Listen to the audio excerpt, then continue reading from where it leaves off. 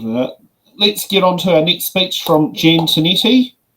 Well, at least this will be a little bit more inspirational. How dare anybody pour shade on the work that has happened since 2020 that has seen over 13 pay equity claims be successful in this country, when prior to that we had very few successful pay equity claims. How dare anyone pour shade on a process, and here we are in urgency, going through all stages of a bill and totally taking away the democratic rights of women in this country to have their say on something that is incredibly important to them. How absolutely shameful. And why is not every woman on that side of the House hanging their head in shame and standing up and saying that this is not good enough? This is absolutely disgraceful, Madam Speaker, that we are here today when nobody other than the executive knew anything about this bill until a few hours beforehand. The fact that this would come through and cause many people to come at short notice to stand outside and protest against this bill says it all. What an absolute disgrace, Madam Speaker. And for the Minister to stand up and say that claims have been able to progress without strong evidence of undervaluation.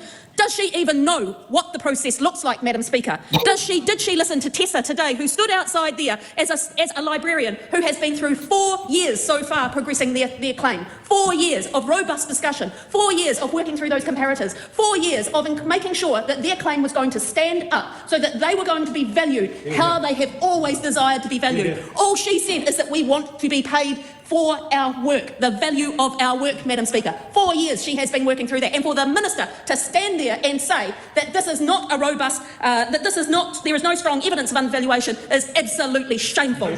Absolutely shameful. This is a disgraceful affront to women's and workers' rights, Madam Speaker, and I am absolutely disgusted that this House is even having this conversation. We should be moving forward, and this is taking us backwards. It is taking us backwards to a time when women were undervalued for their work, and now we are starting. I thought this was something that we agreed upon across the House. Right. I thought this was something that we would not have arguments about, that we would stand here together and say women need to be valued.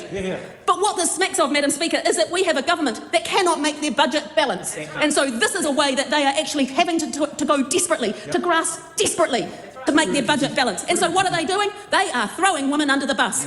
Women are the people who are absolutely paying for their inability, Madam Speaker, to make their budget work. Women, once again in this country, are being put in a position where they are having to pay for other people's work, for other people's inability to make their budgets work.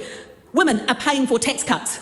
That is the bottom line here. Women are paying for tax cut. It is a shameful, shameful day. It is outrageous, dishonest, and an absolute backward step. Absolute backward step.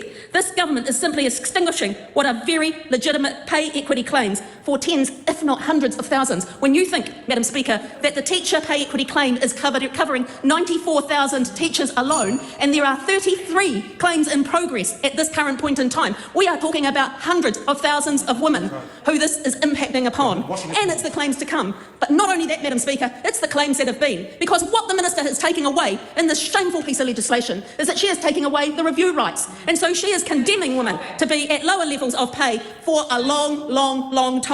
It is shameful. The government getting back into surplus should not be at the expense of women.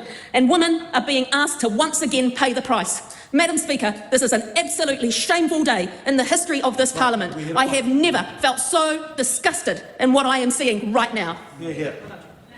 And I think it's amazing how Jan managed to pull off that speech with less than 5 minutes planning to pull that off.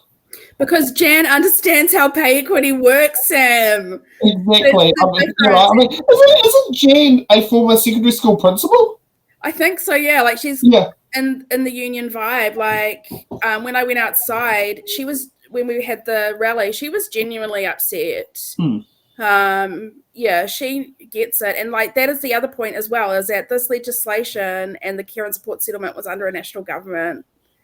So that is what has been just so frustrating about it. I remember in 2017, I went to the selection forum and Nicole Willis was like, we have delivered equal pay. And I was like, I had to stand up. I was in a rage in this forum. And I just said, you were dragged kicking and screaming every step of the way. And then someone just tapped me on the shoulder and I sat down. But like that is the thing, is they've stood there with the photo ops saying that this is for their kids' future and all this stuff, and then they're just happy to rip it away. Yeah. Thanks for watching. Make sure you're subscribed to our Facebook, YouTube, Twitch, Instagram, TikTok.